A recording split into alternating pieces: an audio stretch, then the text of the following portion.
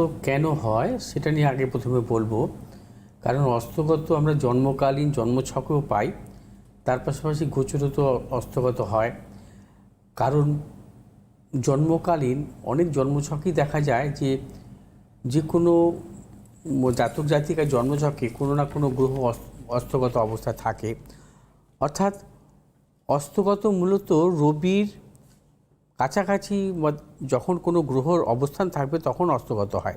কাছাকাছি বলতে কীরকম, প্রথমে বলবো রবির কাছাকাছি চন্দ্র যেমন 10 ডিগ্রির মধ্যে থাকলে চন্দ্র অস্তগত হয়, মঙ্গল 6 ডিগ্রির মধ্যে থাকলে অস্তগত হয়, বুধ 8 ডিগ্রির মধ্যে থাকলে অস্তগত হয়, বৃহস্পতি 12 ডিগ্রির মধ্যে থাকলে অস্তগত হয়, শুক্র 16 ডিগ্রির মধ্যে থাকলে অস্তগত হয়, শনি 15 ডিগ্রির মধ্যে থাকলে অস্তগত হয়।